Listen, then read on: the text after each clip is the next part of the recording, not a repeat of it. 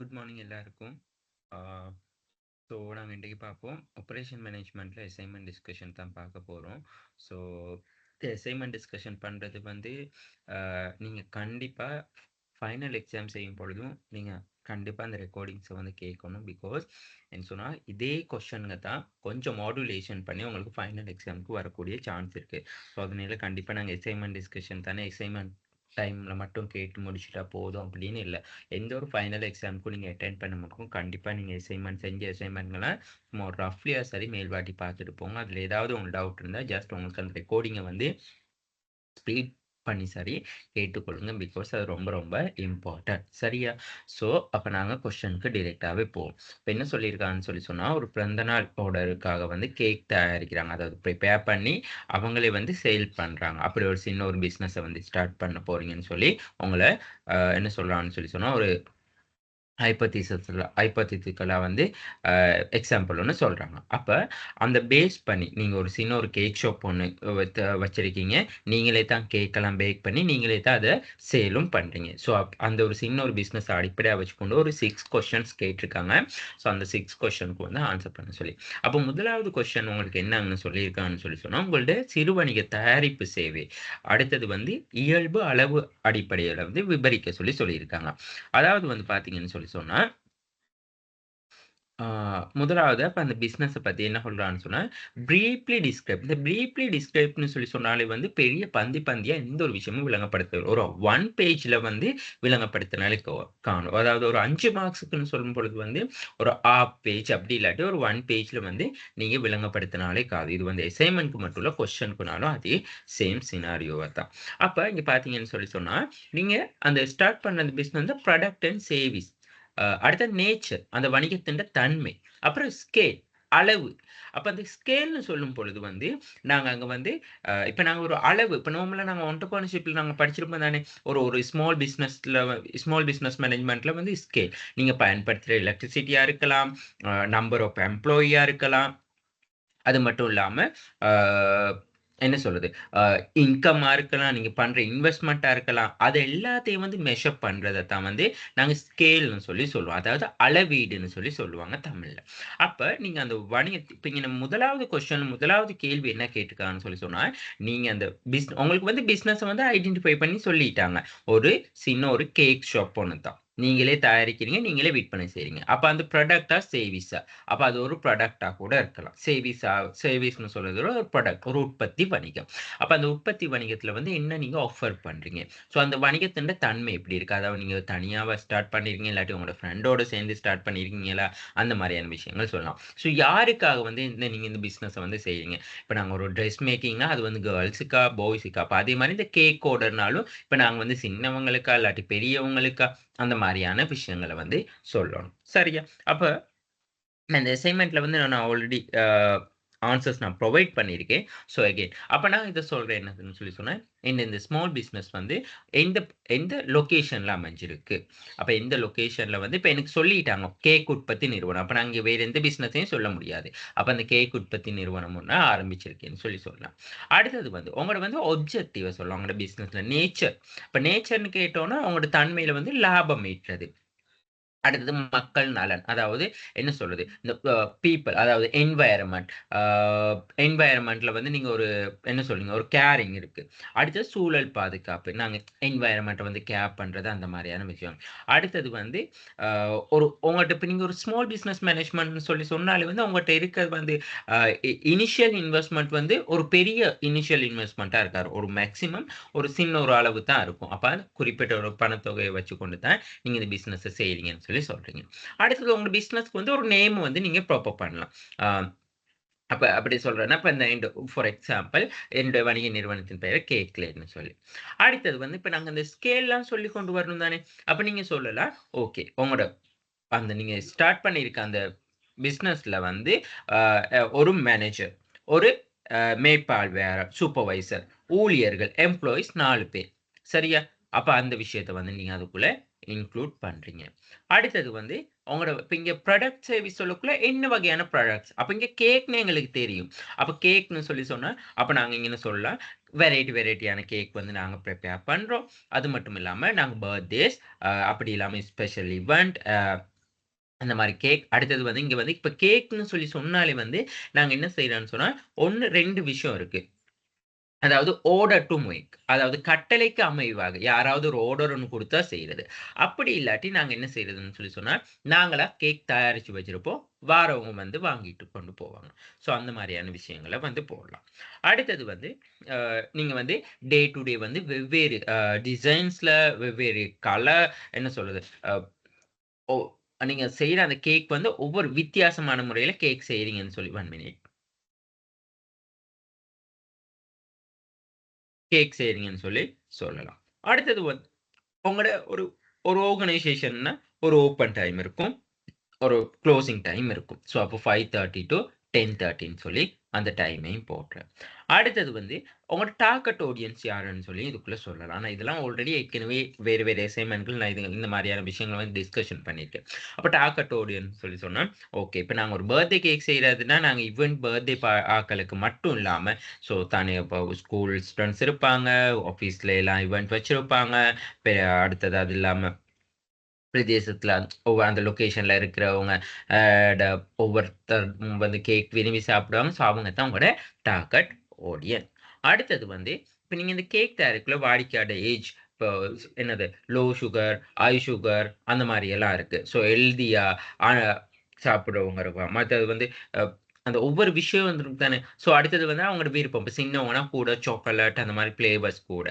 Taste ஒவ்வொருத்தவங்க ஒரு சிலவங்க வந்து கேக்ல வந்து ஃப்ரூட் டேஸ்ட் இருந்தா சாப்பிடுவாங்க. அந்த அந்த வைன் அந்த மாரியான ஒரு டேஸ்ட்ட வந்து வருமானம். இப்ப கேக் எல்லாராலயும் வாங்கக்கூடிய அளவுக்கு ஒரு இன்கம் எல்லாருக்கும் இருக்கிற மாரி தான். ஒரு பர்த்டே கேக்னாலும் ஓகே எல்லாராலயும் இந்த பர்த்டே கேக்க வாங்கக்கூடிய அளவுக்கு அவங்கள்ட்ட அப்ப அந்த காஸ்டிங் சைட்ல. ஸோ இதெல்லாமே கருத்துல கொண்டு தான் கேக் தயார் செய்து வழங்குறோம்னு சொல்லி ஒரு 5 மார்க்ஸுக்கு இந்த மாரியான விஷயங்கள மட்டும் எழுதினால் போதும். இது நீங்க ஒரு A4ல எழுதினா கூட ஒரு 1/2 பேஜ் வந்துரும். வேற எந்த விஷயமுமே வந்து இதுல சொல்ல தேவையில்ல. ஓகேயா? சரி. இப்ப அடுத்த விஷயத்துக்கு போவோம். ஸோ அதத்தான் வந்து நான் இங்கன சொல்லி இருக்கிறேன். ஓகே. அடுத்த ஒரு கொஸ்டின். கண்டிப்பா வந்து இது எக்ஸாம்க்கு வரக்கூடிய கொஸ்டின் தான். உங்கள் வணிகத்தின் உற்பத்தி செயல்முறை, அதாவது வந்து ப்ராசஸிங்ன்னு சொல்லி நாங்க சொல்லுவோம். இன்புட், ப்ராசஸிங், அவுட்புட்ன்னு சொல்லி. Input, process, output. இதத்தான் புரொடக்ஷன் சிஸ்டம்ன்னு சொல்லி. உற்பத்தி முறைமைன்னு சொல்லி சொன்னாலே, புரொடக்ஷன் சிஸ்டம்ன்னு சொல்லி சொன்னாலே வந்து உற்பத்தி முறைமை. ஓகேயா? ஸோ இந்த உற்பத்தி முறைமைன்னு சொல்லி சொல்லும் பொழுது, அப்படி இல்லாட்டி உற்பத்தி செயல்முறைன்னு சொல்லி சொல்லுவாங்க.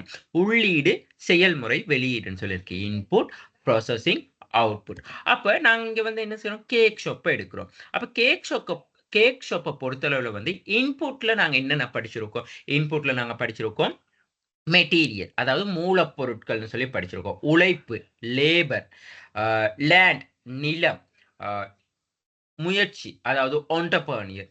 அடுத்தது அறிவு நாலெட்ஜ், டைம் காலம், இன்ஃபர்மேஷன் தகவல், நிலம், உழைப்பு, மூலதனம், முயற்சி, அறிவு, தகவல், காலம். இதுகள் எல்லாம் தான் இந்த இன்புட்ன்னு சொல்லி சொல்லுவோம். அப்ப இந்த இன்புட்ன்னு சொல்லி சொல்லும் பொழுது நாங்க நினைக்கக் கூடாது, ஓகே நான் ஒரு பொருள உற்பத்தி செய்யறதுக்கு தேவையான விஷயங்கள் மட்டும் தான் இன்புட் இல்ல. அப்ப அந்த இன்புட் இப்ப நிலம். கண்டிப்பா இப்ப இந்த கேக் லேண்டுக்குன்னு ஒரு நிலம் தேவை தானே. நான் இங்க அந்த நிலத்த பத்தி நான் சொல்லி இல்ல. பட் நீங்க ஆனா அசைன்மென்ட்ல நீங்க எழுதக்குள்ள கண்டிப்பா நீங்க அந்த விஷயத்த வந்து போடணும். அப்ப கேக் லேண்ட். அப்ப நிலம். ஓகே. நிலம் தேவைப்படும். அடுத்தது வந்து என்னது? உழைப்பு. அப்ப நாங்க இந்த உற்பத்திகள செய்றதுக்கு ஊழியர். இந்த கேக்க வந்து உற்பத்தி செயல்முறையில வந்து ஈடுபடுத்த அப்ப கேக்க வந்து யாராவது உருவாக்குறதுக்கு ஊழியர் தேவ தானே கேக்க. பேக்கிங் பண்ண, கேக்க டிசைன் பண்ண, பேக்கிங் பண்ண, கலரிங் பண்ண. ஸோ அதுக்கெல்லாம் ஊழியர்கள் தேவை. அடுத்து நிலம் உழைப்பு, மூலதனம். இப்போ ஒரு இன்வெஸ்ட்மென்ட் ஒண்ணு பண்ணணும். அதாவது மூலதனம் அவசியம். பணம்ங்கிற விஷயம் வந்து அவசியம். ஓகே நீங்க வந்து இன்றைக்கு வந்து கேக் ஆர்டர் ஒரு 500 கேக் ஆர்டர் எடுத்தா, அந்த 500 கேக் ஆர்டர் தயாரிக்கிறதுக்கான உங்களுக்கு காசு தேவை. அப்ப அது மூலதனம் தேவை. முயற்சி.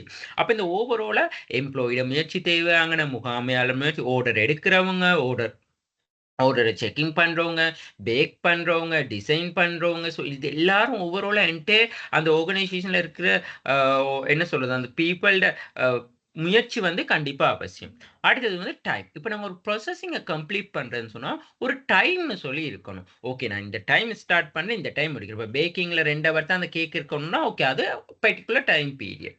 இப்ப நான் வந்து என்ன சொல்றது? இப்ப இந்த ப ப ப பட்டர், சீனி, அந்த எக், வெனிலா, மில்க் அத எல்லாத்தையும் வந்து மிக்ஸ் பண்ணி நான் ஒரு டைம் பீரியட்குள்ள வச்சுட்டு தான் திரும்ப வந்து அத நான் பேக் செய்ய எடுக்கணும். இல்லாட்டி மிக்ஸ் பண்ண எடுக்கணும்னா, அது ஒரு பர்ட்டிகுலர் டைம் பீரியட். அப்ப கண்டிப்பா டைம் அவசியம்.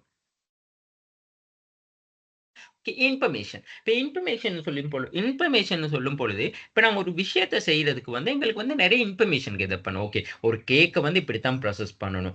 மார்க்கெட்ல வந்து இந்த மாரியான கேக் வந்து எவ்வளவு தூரத்துக்கு என்னென்ன பிரைஸ்க்கு போகுது. எவ்வளவு பேர் இந்த கேக்க வந்து விரும்பி சாப்பிடக்கூடியவங்க இருக்காங்க. எங்களுக்கு இந்த பிரைஸ்ல வந்து இந்த காஸ்ட்ல வந்து செஞ்சு கொள்ள முடியுமா? இத இப்ப அந்த மாரியான விஷயங்கள் தான் இன்ஃபர்மேஷன். அடுத்தது வந்து இந்த மூலப்பொருள். இப்ப நான் இங்க வந்து சொல்லியிருக்கிறது அசைன்மென்ட்ல வந்து மூலப்பொருள மட்டும் தான். பாருங்க இப்போ ஒரு கேக் தயாரிக்கிறதுன்னு சொன்னா உங்களுக்கு தெரிஞ்சிருக்கணும். ஒரு கேக் தயாரிக்கிறதுக்கு அதாவது ஃப்ளோர் தேவை.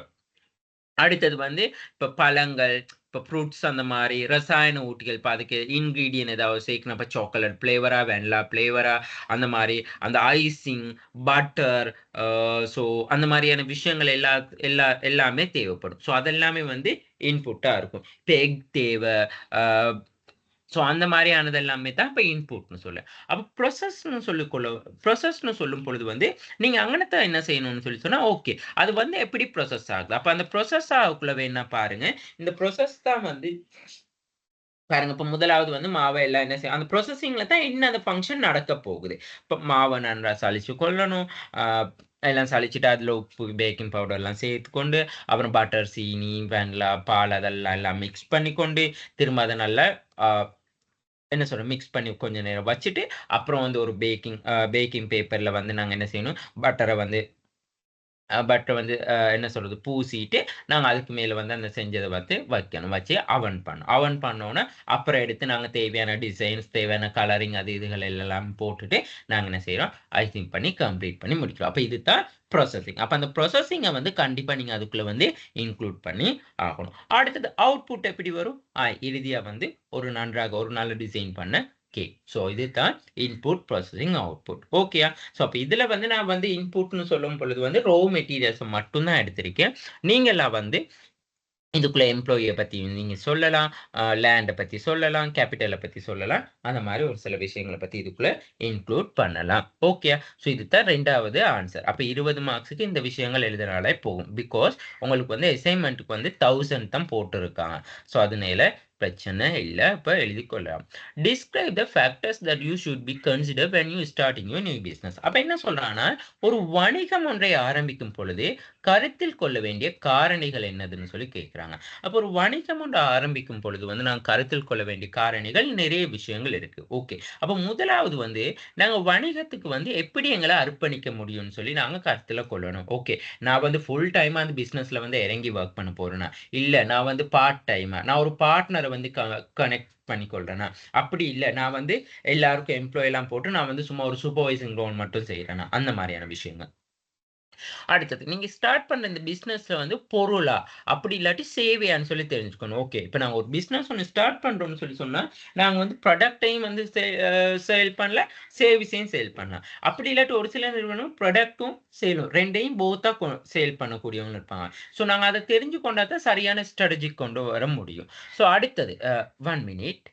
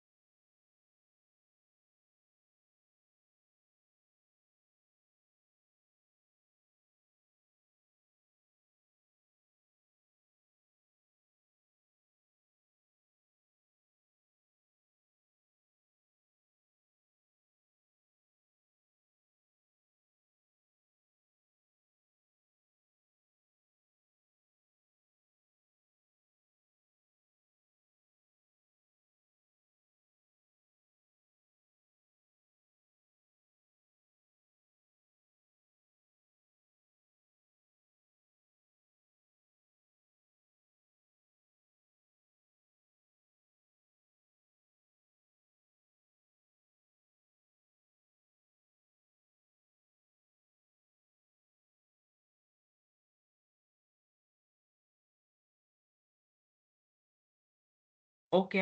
ஸோ அப்ப நாங்க முதலாவது வந்து வணிகத்துக்கு வந்து எப்படி வந்து அர்ப்பணிக்க முடியும்னு சொல்லி பார்க்கணும். அதாவது வந்து நாங்க மூலப்பொருள், ரா மெட்டீரியல்ஸ் எல்லாம் வந்து எங்களுக்கு தேவைப்படுது. அது இல்லாம வந்து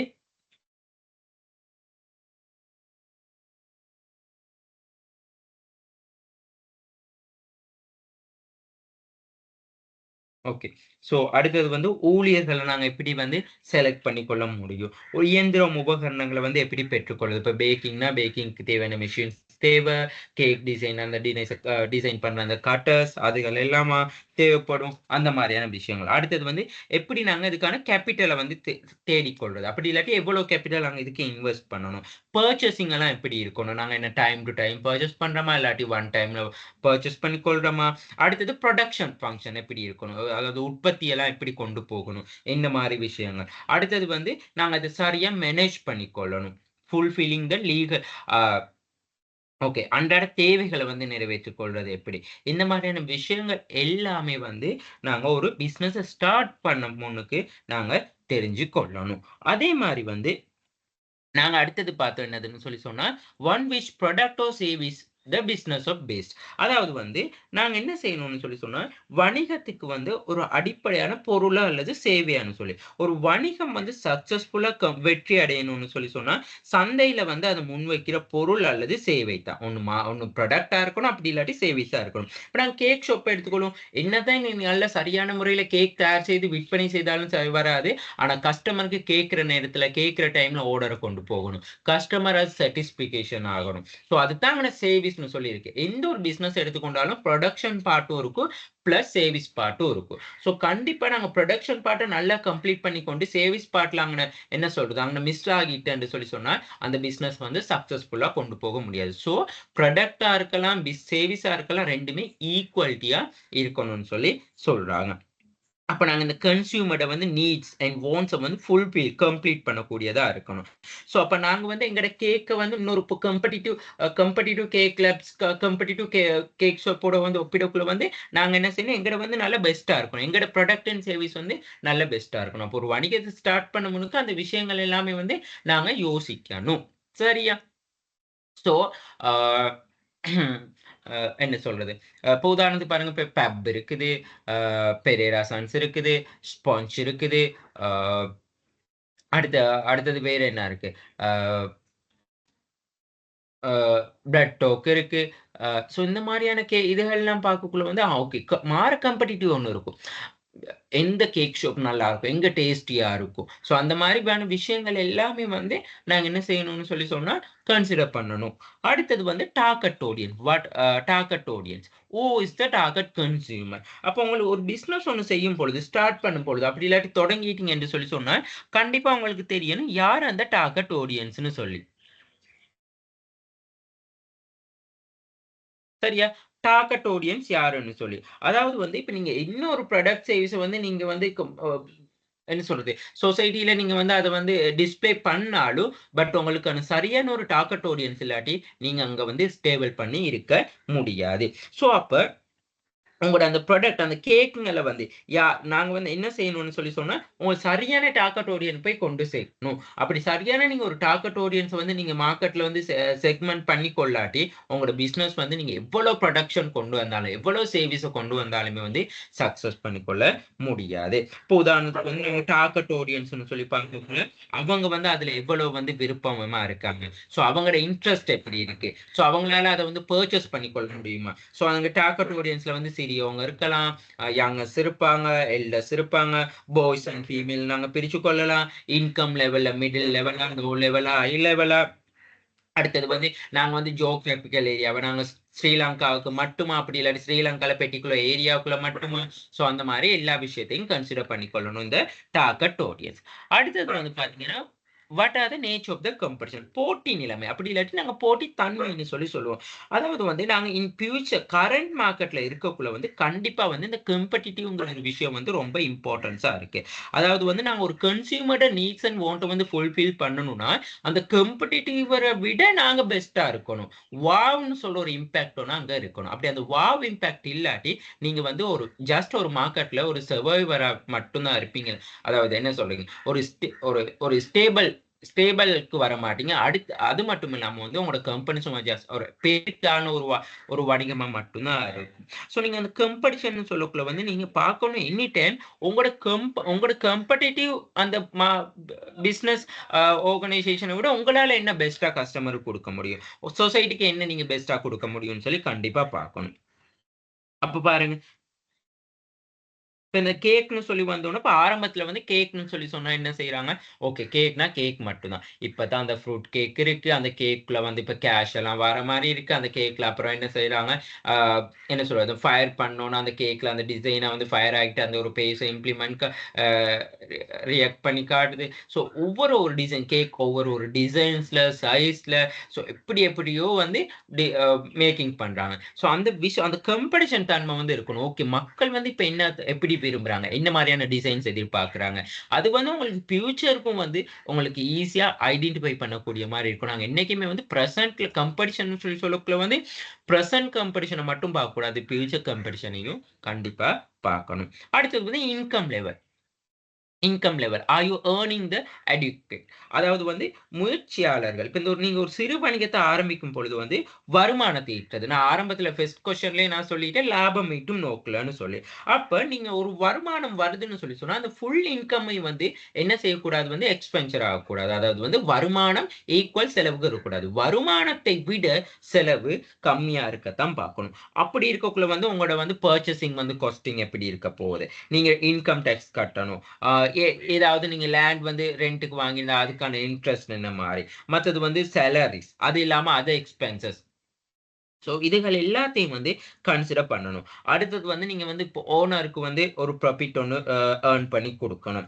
அடுத்தது வந்து பிசினஸ் ஆர்கனைசேஷன் ஃபியூச்சர்க்கான அது எதிர்கால வளர்ச்சிக்கு தேவையான ஒரு முதலீடு வந்து ஒரு அவசியமானதா இருக்கணும். ஸோ அப்ப நாங்க ஒரு வணிகத்த வந்து தொடங்கக்குள்ள, இந்த வணிகம் ஆரம்பிக்கிறதால எங்களுக்கு போதுமான அளவு வருமானத்தை ஈட்டிக் கொள்ள முடியுமான்னு சொல்லி பார்க்கணும். சும்மா எல்லாரும் பிசினஸ் ஸ்டார்ட் பண்ணாங்கன்னு நாங்களும் ஸ்டார்ட் பண்ண முடியாது. அடுத்தது வந்து how to find the required capital. அதாவது மூலதனத்தை பெறும் வழிகள்னு சொல்லி சொல்லுவோம். அப்போ ஒரு வணிகத்த வந்து ஆரம்பிக்கிறதுக்குன்னா, கண்டிப்பா வந்து இந்த ஃபைனான்சியல்ங்கிற ஒரு இன்வெஸ்ட்மென்ட் அவசியம். அப்ப நாங்க இந்த இன்வெஸ்ட்மென்ட் பிளான வந்து நாங்க பார்த்துக்கொள்ளணும். ஓகே, நான் வந்து ஒரு கடன் வாங்கி நான் இன்வெஸ்ட் பண்ண போறேனா? அப்படி இல்லாட்டி என்கிட்ட இருக்க ஹால்ஃப் அமௌண்ட் இன்னொரு யார்ட்டயாவது ஃப்ரெண்ட் கிட்ட வாங்குறேனா? அடுத்து இல்லாட்டி நான் இண்டிவிஜுவலா நான் வச்சிருக்க சேவிங்ல வந்து எடுக்க போறேனா? ஏதாவது என்கிட்ட இருக்கிற ப்ராப்பர்ட்டியோனோ, அப்படி இல்லாட்டி ஒரு லேண்டோ, அ வெஹிக்கிளோ ஏதாவது வந்து நான் சேல் பண்ணிட்டு அதுல வர காசுல நான் அந்த பிசினஸ் ஸ்டார்ட் பண்ண போறேனா? எனக்கு சப்போர்ட் பண்ண ஃப்ரெண்ட்ஸ் அப்படி இல்லாட்டி ரிலேட்டிவ்ஸ் யாராவது பேங்க் லோன் அப்படி ஏதாவது எடுக்க போறேனா?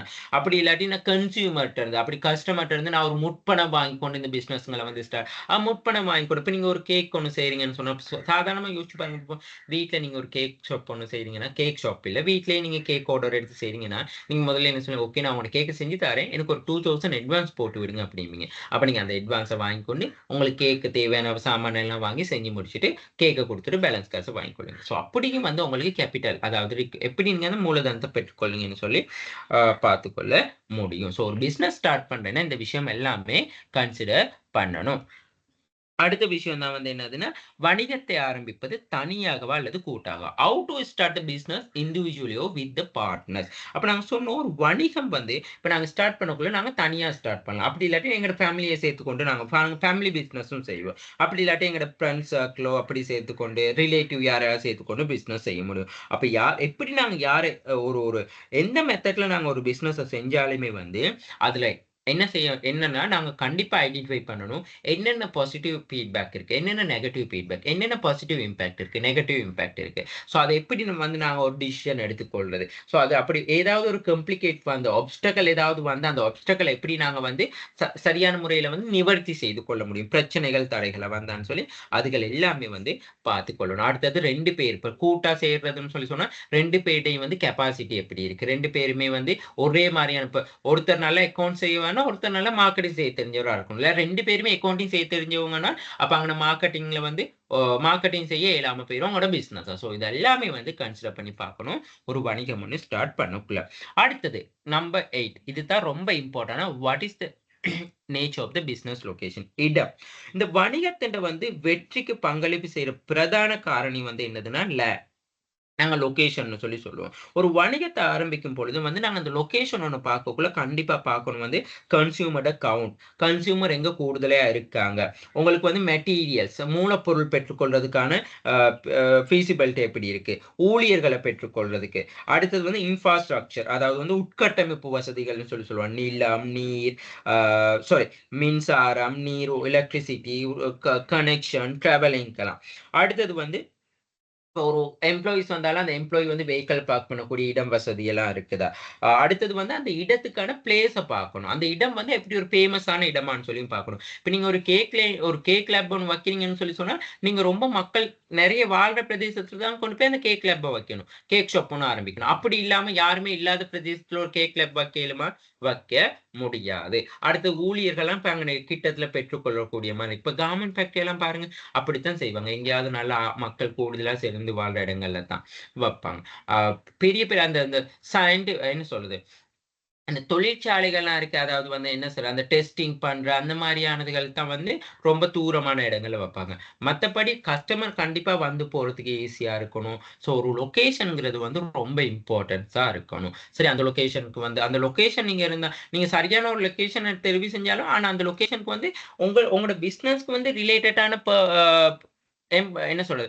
கன்சியூமர் வந்து போகக்கூடிய இடமா இருக்கணும். நீங்க செய்றீங்க ஒரு கேக் ஷாப். ஆனா அங்க வாரவங்க எல்லாமே வந்து அ என்ன வெஜிடேரியன் ஆக்கள்ன்னு சொன்னா, நீங்க அந்த கேக் உண்மையாலும் நீங்க அப்ப அங்க வந்து அந்த வெஜிடேரியன் டைப்ல மட்டும் தான் கேக் ஒண்ணு செய்யக்கூடியதா இருக்கும். ஸோ அதெல்லாமே வந்து கன்சிடர் பண்ணணும். ஒரு பிசினஸ் ஒண்ணு ஸ்டார்ட் பண்ணக்குள்ள. இந்த கொஸ்டின் ரொம்ப இம்பார்ட்டன்ட் ஆனது. ஏன்னு சொன்னா, இந்த கொஸ்டின் தான் வந்து 14வது அசைன்மென்ட்லயும் வந்து ஆன்ஸருக்கு இருக்கு. ஓகே.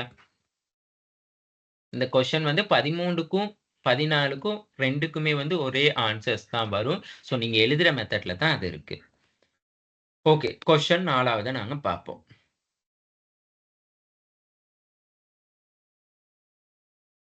ஓகே. கொஸ்டின் 4 பாருங்க. What are the factors you should be consider sorry okay. When deciding your operation process. அதாவது வந்து நாங்க இந்த செயல்முறைய வந்து கொண்டு போகும்பொழுது, ஒரு உற்பத்தி செயல்முறைய வந்து கொண்டு போகும்பொழுது, நாங்க என்னென்ன விஷயங்கள வந்து கன்சிடர் பண்ணணும்னு சொல்லி கேட்கிறாங்க. என்னென்ன விஷயங்கள வந்து கன்சிடர் பண்ணணும். உங்கள் செயல்பாட்டு செயல்முறையை தீர்மானிக்கும் பொழுது, நீங்கள் கருத்தில் கொள்ள வேண்டிய காரணிகள். அப்ப இந்த செயல்பாட்டு செயல்முறைன்னு சொல்லும் பொழுது வந்து, நெறைய விஷயங்கள் இருக்கு. இப்போ உதாரணத்துக்கு சொல்லப்போனா ஓகே. நான் இப்ப இதுலயும் வந்து கொஞ்சம் ஒரு சில விஷயங்கள் தான். ஒண்ணு தொழிற்சாலை, பொறித்தொழிற்சாலை அமைத்தல். அதாவது வந்து இப்ப நாங்க ஒரு செயற்பாடு செய்றோம்னு சொன்னா, அந்த செயற்பாடு செய்யறதுக்கு எங்களுக்கு முதல்ல என்ன தேவை? ஒரு தொழிற்சாலை. அதாவது ஒரு உற்பத்தி ஆலைன்னு சொல்லி தமிழ்ல சொல்லுவாங்க. அப்ப அந்த பொருள் தொழிற்சாலை அவசியம். அடுத்தது நீங்க அந்த கேக்க உற்பத்தி செய்றீங்கன்னா, அந்த உற்பத்தி செய்றது தயாரிக்கிற பகுதி வந்து கண்டிப்பா தேவை. ஓகே. அதுல எங்க எங்க என்னென்ன மாரின்னு சொல்லி. அடுத்தது வந்து பயன்படுத்தணும். நீங்க அதுக்கு என்னென்ன இயந்திரங்கள், உபகரணங்கள் பயன்படுத்த போறீங்க. தொழில்நுட்பங்கள் என்னென்ன பயன்படுத்த போறீங்க. அந்த உற்பத்தி செயல்முறையில வந்து நீங்க செய்யலாம். அடுத்தது கையிருப்பு தேவைப்பாடுகள். அதாவது வந்து இன்வென்டரி. உங்களுக்கு என்னென்ன விஷயங்கள், என்னென்ன இன்வென்டரி தேவை.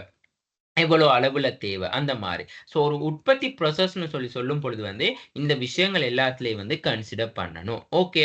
ஸோ அப்ப முதலாவது பாருங்க, நாங்க ஒரு பொருள் தொழிற்சாலை, அதாவது வந்து நாங்க இப்ப இந்த செயல்முறைய வந்து ஆராயணும். இப்ப கேக் தான் செய்ய போறோம்ன்னு சொல்லி. அப்ப எங்களுக்கு இலகுவான பொருட்கள வந்து பெற்றுக்கொள்ளக்கூடிய ஒரு வசதியான இடத்த வந்து தெரிவு செய்யணும். அடுத்தது வந்து மத்த உற்பத்தி, விநியோகம் 2மே வந்து ஒரே இடத்துல வந்து நிகழக்கூடியதா இருக்கணும். இப்ப நாங்க இங்க வந்து என்ன செய்றோம்? நாங்களே கேக் தயார் செய்து நாங்களே விநியோகம். அப்ப 2மே வந்து ஒரே இடத்துல நடைபெறக்கூடியதா இருந்தா செலவு கம்மியா இருக்கும். அடுத்து அந்த மூலப்பொருள் அதெல்லாம் பெற்றுக்கொள்ள இலகுவா அமையணும்.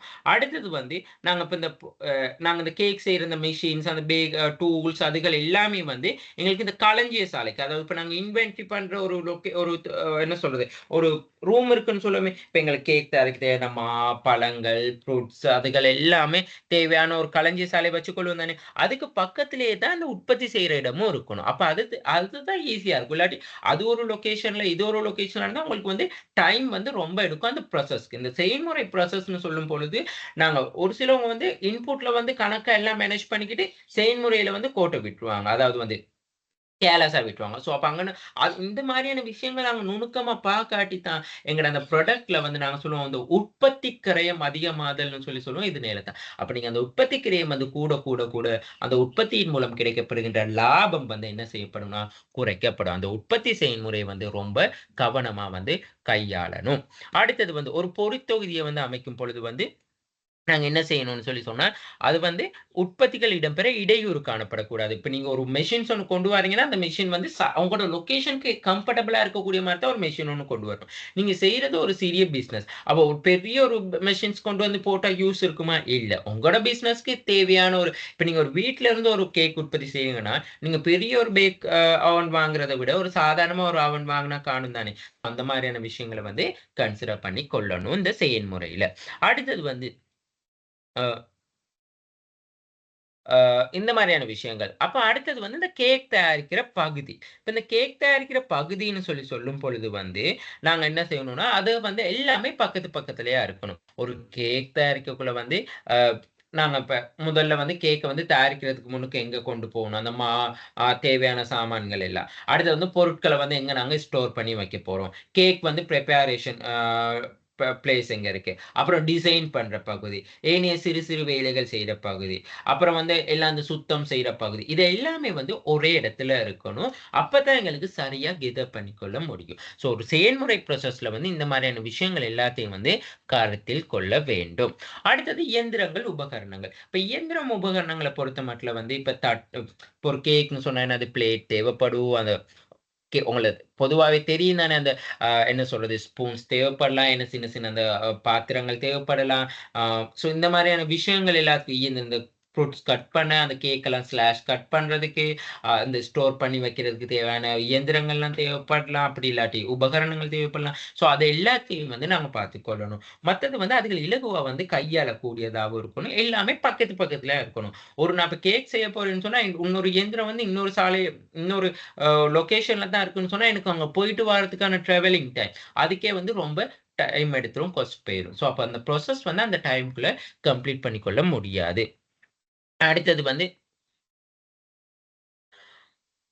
அடுத்தது வந்து இப்ப நாங்க வந்து அதுக்கெல்லாம் அப்ப இந்த தயாரிப்பு செய்யக்குள்ள அந்த இயந்திரங்கள், உபகரணங்கள் எல்லாமே வந்து எங்களுக்கு என்ன செய்யணும், ஈஸியா வந்து எங்களுக்கு வந்து இருக்கணும். ஓகே ஒரு சாமான் தேவை, கேக்கு வந்து இந்த கட்டிங்ஸ் தேவை, இந்த மெஷின்ஸ் தேவைன்னா டக்குனு எனக்கு ஈஸியா எடுத்துக்கொள்ள முடிய மாரியெல்லாம் இருக்கணும். தொழில்நுட்பம். இந்த டெக்னாலஜியும் பார்க்கணும் இந்த செயல்முறையில. அதாவது வந்து இப்ப டெக்னாலஜி ஒண்ணு இல்லாம வந்து ஒரு செயல்முறைய சக்சஸா கொண்டு போகலான்னு சொன்னா, எஸ் முடியும். பட் நாங்க ஒரு பெர்ஃபெக்ட்டா இப்ப நாங்க கரண்ட் மார்க்கெட்டோட பார்க்கக்குள்ள, கரண்ட் சிட்யூவேஷனோட பார்க்கக்குள்ள டெக்னாலஜி வந்து ரொம்ப இம்பார்ட்டன்ஸா இருக்கு. ஸோ அப்படி இருக்கக்குள்ள வந்து நாங்க என்ன செய்யணும்னு சொன்னா, ரொம்ப கேர்ஃபுல்லா வந்து நாங்க அந்த டெக்னாலஜி எல்லாம் பார்க்கணும். என்னன்னு இப்ப இந்த ஒரு கேக் தயாரிக்க இவ்வளோ நான் எம்ப்ளாயிய கம்மி பண்ணிக்கொண்டு நான் அந்த டெக்னாலஜிய பயன்படுத்தி செய்ய முடியுமா?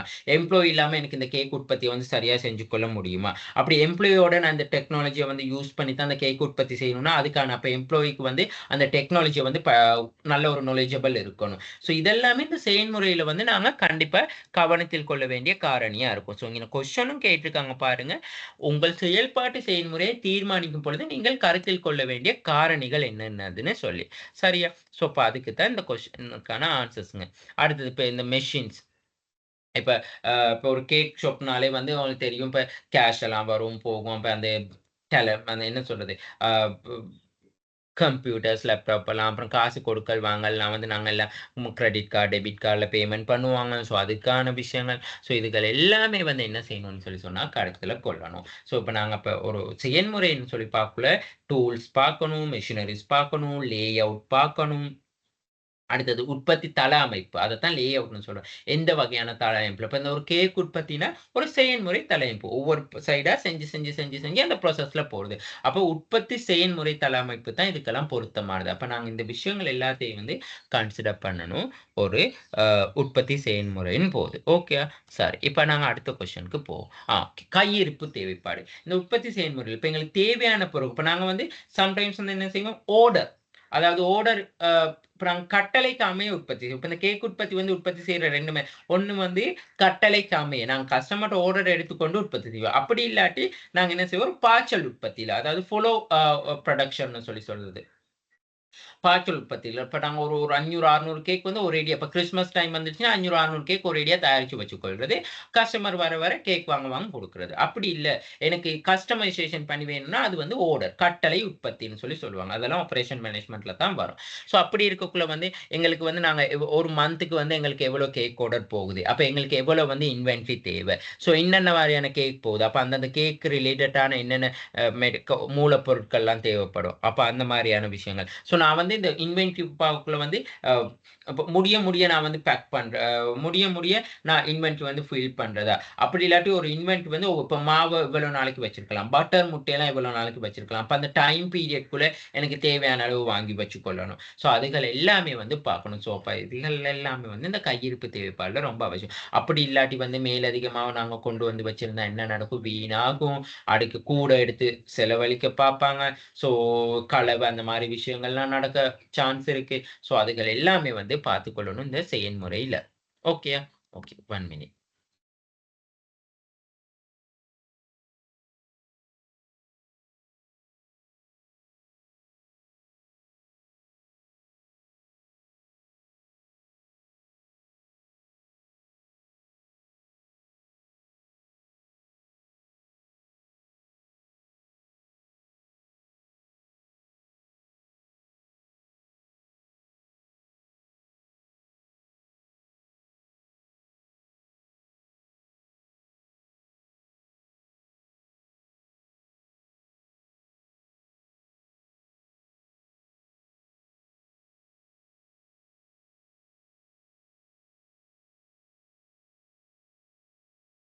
ஓகேயா? சரி. இப்ப அடுத்த கொஸ்டின பார்ப்போம். இந்த அடுத்த கொஸ்டின் வந்து ரொம்ப இம்பார்ட்டன்டான கொஸ்டின் ஒண்ணு தான். பாருங்க. Draw the flow chart related to the cupcake manufacturing process. Highlight the all important stage in the process. அப்ப என்ன சொல்றாங்கன்னு சொன்னா, ஒரு கப் கேக் தயாரிக்கிறேன். அப்போ நான் கேக் ஷாப்னா கப் கேக்கும் தயாரிப்போம் தானே! அப்ப அந்த கப் கேக் வந்து தயாரிக்கும் பொழுது, பாய்ச்சல் கோட்டு வரைபடம்னு சொல்லி ஒரு விஷயம் இருக்கு. பாய்ச்சல் கோட்டு வரைபடம்.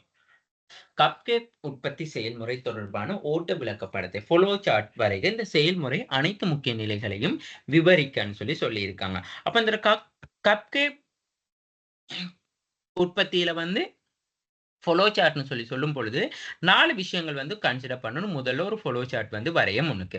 அதாவது முதலாவது வந்து பாருங்க, இந்த நாங்க வந்து ஒரு சில ஃப்ளோ சார்ட் வந்து ஒரு கம்பெனிகள்ல போனா, ஒரு சில என்ன சொல்ல சாம்பிள் இருக்கும். ஸோ அது என்ன விஷயத்த ஐடென்டிஃபை பண்ணுதுன்னு சொல்லி தெரிஞ்சுக்கணும். அப்போ ஒரு ஆப்பரேஷன் சைட எடுத்துக்கொண்டா, இந்த 4 வந்து டயகிராம்ஸ் இருக்கு. முதலாவது தொழில்பாடு. இதுதான் ஆப்பரேஷன். நகர்த்துகை, மூவ்மென்ட். ஒரு ப்ராடக்ட் முடியக்குள்ள எப்படி மூவ்மென்ட். பரிசோதனை, இன்ஸ்பெக்ஷன்னு சொல்லுவோம். தரித்து நிற்றல். அதாவது வெயிட்டிங் லெவல்ல இருக்குது. இப்ப நாங்க இங்க கேக் உற்பத்தி தயாரிக்கிறோம். நாங்க முதலாவது 2வது கொஸ்டினுக்கான ஆன்சர் பார்க்கக்குள்ள, இந்த செயல்முறைன்னு சொல்லி படிச்சோம் தெரியுமா? இந்த செயல்முறைய தான் வந்து நான் இங்கன வந்து காட்டி இருக்கேன். இந்த இந்த செயல்முறைய தான் வந்து ஃப்ளோ சார்ட்ல வந்து காட்டி இருக்கிறேன். ஓகேயா? ஸோ அந்த ஃப்ளோ சார்ட்ல காட்டக்குள்ள நான் ஒரு சில விஷயங்கள் வந்து இன்க்ளூட் பண்ணியிருக்கேன். ஸோ அதத்தான் வந்து இங்கன வந்து நாங்க டிஸ்கஸ் பண்றோம். ஓகே. முதலாவது வந்து பாருங்க, எந்த ஒரு உற்பத்தியும் வந்து செய்ய முன்னுக்கு எங்களுக்கு அந்த உற்பத்திக்கு தேவைப்படுற உற்பத்தி பொருள வந்து பரிசோதனை செய்யணும். இப்ப நாங்க இங்க கேக் உற்பத்தி செய்றோம்.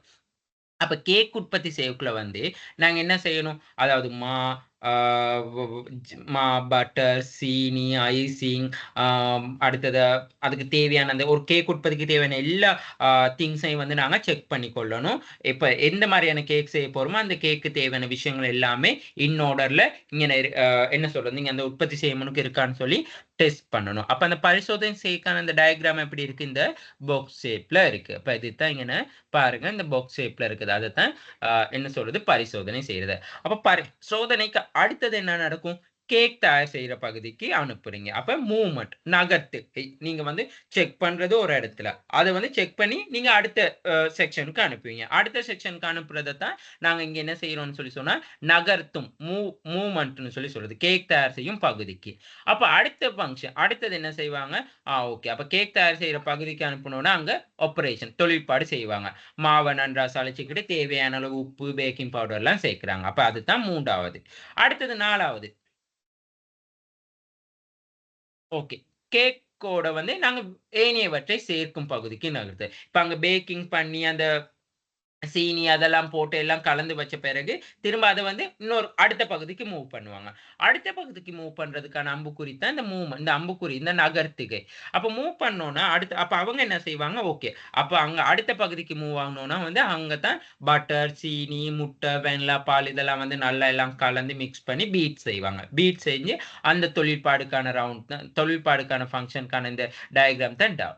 திரும்ப அவங்க எல்லாம் போட்டோனே என்ன செய்வாங்க, திரும்ப ஆப்பரேஷன் என்னதுன்னு சொல்லி சொன்னா, அந்த எல்லாம் பீட் செஞ்ச பிறகு, எல்லாமே திரும்ப இன்னொரு அங்கேயே வந்து அடுத்த ஃபங்ஷன் ஒண்ணு நடக்கும். என்னதுன்னா, அந்த சீனி எல்லாம் போட்டு நல்லா கலவை செஞ்சு கொள்ளலாம். மிக்ஸ் பண்ணி கொள்வாங்க.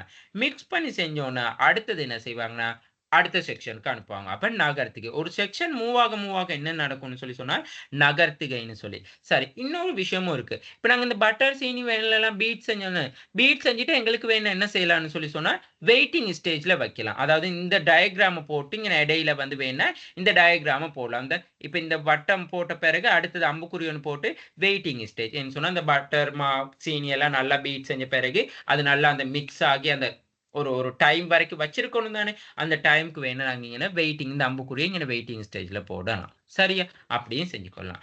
இப்ப நாங்க என்ன செய்றோம், எல்லாம் முடிச்ச பிறகு பேக் செய்ற பகுதிக்கு அனுப்புறோம். அந்த மூவ்மெண்ட்க்கான அம்புக்குறி மாரி ஷேப்ல இருக்குது.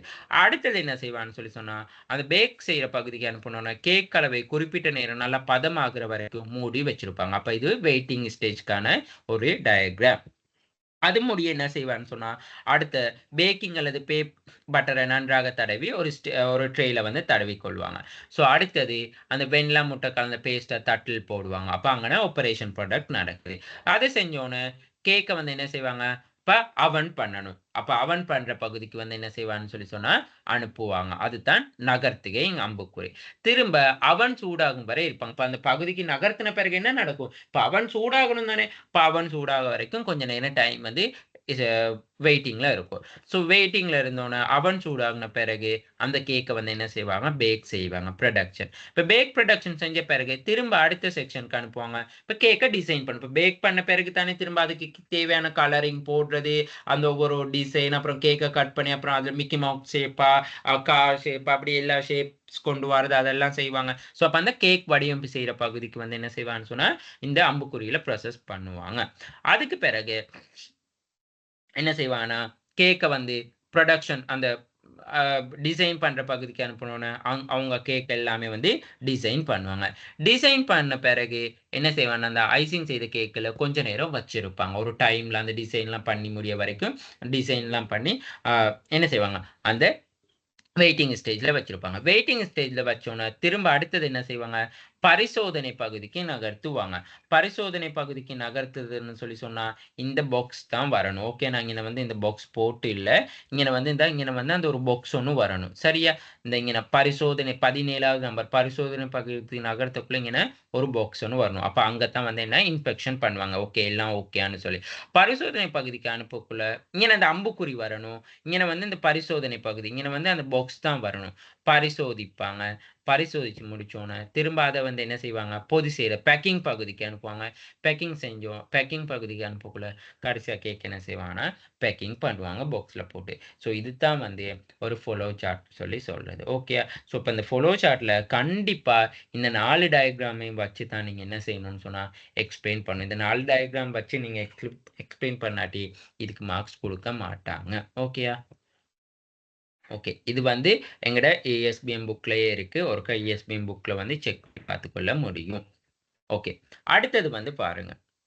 அடுத்தது ரொம்ப இம்பார்ட்டன்டான கொஸ்டின். ஆனா இந்த கொஸ்டின்க்கான ஆன்சர்ஸ் வந்து கொஞ்சம் நாலெட்ஜிபிளா எழுதணும். Imagine the entrepreneur are confronting the many problems in Sri Lanka with the prevailing situation. Discuss the operation management related problem faced by the small scale manufacturer with regard the bakery industry. அப்ப என்ன சொல்றான்னு சொல்லி சொன்னா, வளர்ந்து வரும் முயற்சியாளர்கள் வந்து இலங்கையில வந்து பல்வேறு பிரச்சனைகளை வந்து எதிர்கொள்றாங்க.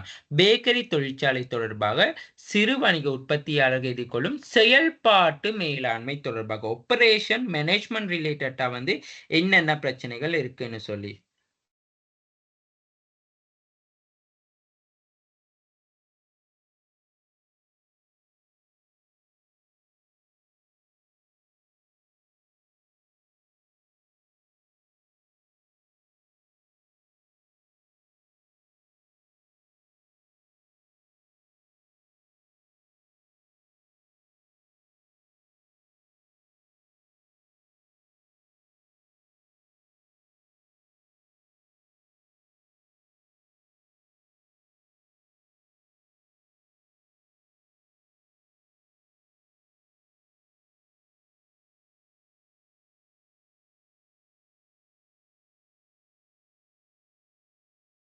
ஓகே. ஸோ அப்ப இங்க வந்து நாங்க ஆப்பரேஷன் மேனேஜ்மென்ட் ரிலேட்டடா தான் வந்து நாங்க அந்த பிரச்சனைகள வந்து மென்ஷன் பண்ணி கொண்டு போகணும் சிறு வணிக முயற்சியாளர். அப்ப நான் இங்க வந்து காமனான ஒரு சில விஷயங்கள் தான் போட்டிருக்கேன். பாருங்க, வணிகத்தின் வந்து நிதி கருமங்களின் நிர்வாகம் வந்து பலவீனமாக இருத்தல். அப்ப இத வந்து நான் எப்படி அதுக்கு போடலான்னு சொன்னா, ஆப்பரேஷன் மேனேஜ்மென்ட்க்கு நாங்க சொல்லலாம். இந்த ஆப்பரேஷன் மேனேஜ்மென்ட் வந்து ஃபைனான்சியலா வந்து என்ன செய்யலான்னு சொன்னா, ஒரு ஸ்ட்ரென்த் இல்லாம வீக்னஸா இருக்கலாம். சரியா? அடுத்தது ஆப்பரேஷன் மேனேஜ்மென்ட்ட பொறுத்தவரையில இந்த காம்படிஷன் வந்து அதிக அளவு காணப்படுது. அதுவும் ஒரு சிறு வணிக முயற்சியாளர்கள் மேற்கொள்ற பிரச்சனையா தான் இருக்கு. பிகாஸ் வந்து இப்ப புது புது மெஷின்ஸ் இருக்கு, டெக்னாலஜிஸ் இருக்கு. அத பயன்படுத்தி உற்பத்தி செய்வாங்க. ஸோ அது ஒரு பாரிய பிரச்சனையா இருக்கு. அடுத்தது வந்து வணிக செயற்பாடுகள் திட்டமிடாத முறையில. இங்கன வணிக செயற்பாடுன்னு சொல்றத விட நீங்க இங்கன மென்ஷன் பண்ணணும். Operation management function. அதாவது முகாமைத்துவ செயற்பாடுகள் திட்டமிடா முகாமைத்துவம்னா செயன்முறை முகாமைத்துவ செயற்பாடுகள்னு சொன்னோம். Operation management functions. அதாவது நீங்க பர்ச்சேசிங் பண்ணக்குள்ள சரியான முறையில பர்ச்சேஸ் பண்ண தெரியாது. கஸ்டமர் வந்து எந்தெந்த ப்ராடக்ட்ஸ்க்கு வந்து அதிக அளவு நீட்ஸ் அண்ட் வாண்ட்ஸ் இருக்குன்னு தெரியாது. எந்த ப்ராடக்ட்க்கு அதிக அளவு காஸ்ட் போகும்ன்னு தெரியாது. அந்த மாரி. அடுத்தது வந்து வணிகத்தில காணப்படுகின்ற வளங்கள வந்து ரிசோர்ஸ வந்து சரியா யூஸ் பண்ண மாட்டேங்கிறாங்க. இப்ப நீங்க ஒரு புரொடக்ஷன் செய்யக்குள்ள வந்து அந்த இது தேவையில்ல. பெரும்பாலான வணிகத்த முயற்சி என்பது உணராமைன்னு சொல்றத வந்து நீங்க வேணா போடலாம் எப்படின்னு சொன்னா, பெரும்பாலான சிறு முயற்சியாளருக்கு வந்து இந்த முகாமைத்துவம் சார்பான, செயற்பாட்டு முகாமைத்துவம் சார்பான வந்து அறிவு வந்து இல்ல. இப்போ ஒரு எல்லாரும் வந்து பிசினஸ் செய்யலாம். ஆனா அந்த ஆப்பரேஷன் மேனேஜ்மென்ட் ரிலேட்டடா ஒரு நாலேட்ஜ் இல்லாட்டி வந்து அத சக்சஸ்ஃபுல்லா கொண்டு போக முடியாது. ஸோ அந்த மாரியான விஷயங்களும் இருக்கு. அடுத்தது வந்து பாருங்க, வணிக செயற்பாடுகள் தொடர்புல வந்து நடைமுறை அனுபவம் போதாமை. அதாவது வந்து நாங்க இத போடலாம். வணிக செயல்முறை செயற்பாடுகள் தொடர்பான வந்து அந்த நடைமுறை அனுபவம்னா, நாங்க பிராக்டிகல்ஸ் இல்லன்னு சொல்லுவோம். ஓகே, ஒரு பொருள் வந்து இவ்வளோ காஸ்ட்க்கு வாங்குறோம்னா, அப்ப எவ்வளவுத்துக்கு லாபம் வைக்கணும். இந்த பொருள வந்து நான் எந்த மெத்தட்ல ஈஸியா எங்கனால உற்பத்தி செய்து கொள்ள முடியும். கஸ்டமர் வந்து இந்த பொருளுக்கு வந்து எவ்வளவு வந்து அவங்க வந்து அந்த என்ன சொல்றது விருப்பத்த தெரிவிக்கிறாங்க. ஸோ அந்த மாரியான விஷயங்கள். அடுத்தது வந்து நாங்க தொழில்நுட்பம். இப்ப இந்த டெக்னாலஜி ரொம்ப இம்ப்ரூவ்மென்ட் ஆக என்ன நடக்கும்னு சொன்னா, இந்த உற்பத்தியில இப்ப நீங்க வந்து ஒரு சிறு வணிக முயற்சியாளர். இப்ப நீங்க வந்து ஒரு மெஷின் இன்னைக்கு வாங்குறீங்க. ஓகே, ஒரு மெஷினா 5 வருஷம் பாக்கி. திடீர்னு வந்து அடுத்த வருஷத்துக்குள்ள அத விட இன்னொரு மெஷின்ஸ் வருது. சோ உங்களால அந்த மெஷின் வாங்கவும் முடியாது. அந்த அளவுக்கு உங்களுக்கு வந்து புரொடக்ஷனும் இருக்காது. சோ அந்த மாரி. அடுத்தது வந்து பாரிய அளவுல முதலீடும் தேவைப்படும். இப்போ ஒரு உற்பத்தி செயல்முறையில வந்து ஒரு ஒரு மெஷின்ஸ் வாங்குறதா இருக்கலாம், ஒரு டூல்ஸ் வாங்குறதா இருந்தா ரொம்ப காஸ்டிங்கா இருக்கும். அடுத்தது சூழல் மாசடைதல் மூலம் ஏற்படுகின்ற பிரச்சனை. இப்ப நீங்க வந்து இங்க ஃபுல் அண்ட் ஃபுல்லா வந்து செயல்முறை, செயற்பாடு உற்பத்திகள். இப்ப நீங்க உற்பத்தி செய்யக்குள்ள அந்த கழிவுகள என்ன செய்றது? இப்போ ஒரு ஃபேக்டரி வொர்க்லாம் செய்யக்குள்ள ரொம்ப கஷ்டமா இருக்கும். இப்ப சோ அதுக்கான பிரச்சனைகள் ஏற்படலாம். அப்புறம் வந்து பயிற்சி பெற்ற ஊழியர். இப்ப நீங்க அந்த புரொடக்ஷன் டீம் ஆப்பரேஷன் வந்து தொழிற்சாலை இந்த இயந்திரங்கள், தொழில்நுட்பங்களோட தான் கையாளணும். ஸோ அதுக்கான தேவையான பயிற்சி பெற்ற அனுபவம் வாய்ந்த ஊழியர்கள்லாம் இல்லாம போறது. ஸோ இது எல்லாமே வந்து சிறு வணிக முயற்சியாளர்கள் வந்து தொ என்ன சொல்றதுன்னு சொன்னா, மே அ எதிர்கொள்ளக்கூடிய பிரச்சனைகளா காணப்படுது. அடுத்தது, உயர் தரத்திலான பொருட்கள், சேவை உற்பத்தி செய்ய முடியாம போறது. அதாவது வந்து இப்போ பொருளுக்கான ISO சான்றிதழ் இருக்கு, SLS நல்ல குவாலிட்டி இருக்கு. ஸோ அந்த குவாலிட்டிக்கு வந்து அந்த ப்ராடக்ட் சர்வீஸ் வந்து குடுக்க முடியாம போறது. அடுத்தது வந்து இந்த செயற்பாட்டு செயல்முறையில வந்து வினைத்திறி பயனுறுதிய வந்து அதிகரிக்க முடியாம போகுது. இப்ப இங்க எல்லாமே பாசிட்டிவா இருக்கு. நீங்க ஆனா நெகட்டிவா இருக்கும். நாங்க கொஸ்டின்ஸ் என்ன கேட்டிருக்கோம்? அதாவது பிரச்சனை என்னென்ன பிரச்சனைய சந்திக்கிறாங்கன்னு சொல்லி. உற்பத்தி கிரயத்தை இழிவுபடுத்தக்கூடியது. அதாவது வந்து புரொடக்ஷன் காஸ்ட்ட எப்படி நாங்க குறைச்சு கொள்ள முடியும்? லாபத்த எப்படி இன்கிரீஸ் பண்ணிக்கொள்ள முடியும்னு சொல்லி ஒரு ஐடியா இல்லாம இருக்குது. மத்தது காம்படிஷன் கூட. யார பார்த்தாலும் இப்ப உற்பத்தி செய்றாங்க. ஸோ அப்ப காம்படிஷன் கூடயா இருக்கும். மத்தது இன்னோவேஷன். ஒரு பொருள வந்து நீங்க அறிமுகப்படுத்தணும்னா, இதுவரைக்கும் யாரும் அறிமுகப்படுத்தி இல்லாத ஒரு பொருள அறிமுகப்படுத்தினா தான் பிசினஸ் போகும். அப்ப அந்த இன்னோவேஷன் வந்து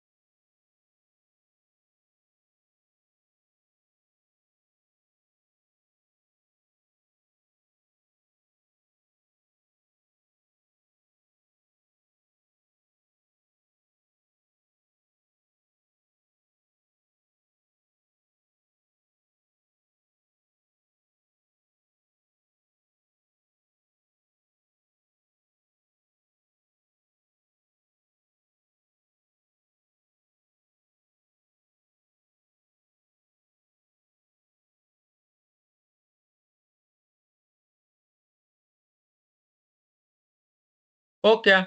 அடுத்தது வந்து அப்ப சமூக பொறுப்புகள. இப்ப நாங்க வந்து இப்ப சமூக பொறுப்புன்னு சோசியல் ரெஸ்பான்சிபிலிட்டின்னு சொன்னா, இப்ப நீங்க ஒரு ப்ராடக்ட்ட வந்து மேனுஃபேக்சர் பண்றதுல அது வந்து சொசைட்டிக்கு வந்து தீங்கு விளைவிக்கக்கூடியதா இருக்கணும். ஸோ, அப்ப அந்த விஷயங்கள் எல்லாத்தையும் வந்து கன்சிடர் பண்ணி தான் பார்க்கணும். ஸோ, ஆல்மோஸ்ட் வந்து ஒரு ஆப்பரேஷன் மேனேஜ்மென்ட் எடுத்துக்கொண்டா, ஸோ எதிர்கொள்ளக்கூடிய பிரச்சனைகள் தான் இந்த விஷயங்களா இருக்கும். சரியா? நீங்க இத விட வேற எழுதலாம். அதாவது குவாலிட்டியில பிரச்சனைகள் ஏற்படலாம். ஸோ குவாலிட்டீஸ் எல்லாம் வந்து சரியா பார்த்துக்கொள்ளணும். புரொடக்ஷன்ல அதாவது வந்து சரியான நீங்க இன்புட் அதாவது தரங்கள செக் பண்ணணும். ஒரு பொருள் உற்பத்தி செய்யும் பொழுது. அ அது இல்லாம அ லேஅவுட் ஒரு லொகேஷன் தேடிக் கொள்ளணும். சரியான லொகேஷன் தேடிக் கொள்றதுல பிரச்சனை ஏற்படுத்தலாம். லேஅவுட் ஒரு புரொடக்ஷன் செய்யக்குள்ள சரியான உற்பத்தி தள அமைப்புகள வந்து நாங்க பார்த்துக்கணும். எந்த தள அமைப்பு எதுக்கு பொருத்தமா இருக்கும்னு சொல்லி. அடுத்தது வந்து இப்ப நவீன தொழில்நுட்பங்களோட அந்த புரொடக்ஷன்கள் வந்து உற்பத்தி செய்யணும். இருப்பு தொடர்பா பிரச்சனை ஏற்படலாம். அதாவது எப்படி நீங்க வந்து இந்த இன்வென்டரி எல்லாம் மெயின்டெயின் பண்ணி கொள்றது, இன்வென்டரி நெறைய வந்து நாங்க இப்போ இருப்பு சேர்க்கக்குள்ள அளவுக்கு அதிகமா சேர்த்தாலும் எங்களுக்கு பிரச்சனை. தேவையான நேரம் அந்த அளவு அந்த சேர்த்து வச்சிருக்க நேரம் தேவையான அளவு எங்களுக்கு அந்த புரொடக்ஷனுக்கான ஆர்டர்ஸ் எதுவும் இல்லாட்டியும் பிரச்சனை ஆகும். ஸோ இது எல்லாமே வந்து எதிர்கொள்ளக்கூடிய பிரச்சனைகளா இருக்கும். சரியா? ஸோ இப்ப இந்த மாரியான விஷயங்கள தான் வந்து நீங்க இந்த அசைன்மென்ட்ல எழுதணும். ஓகேயா? ஓகே. Thank you. நான் அந்த வீடியோவ அப்லோட் பண்றேன்.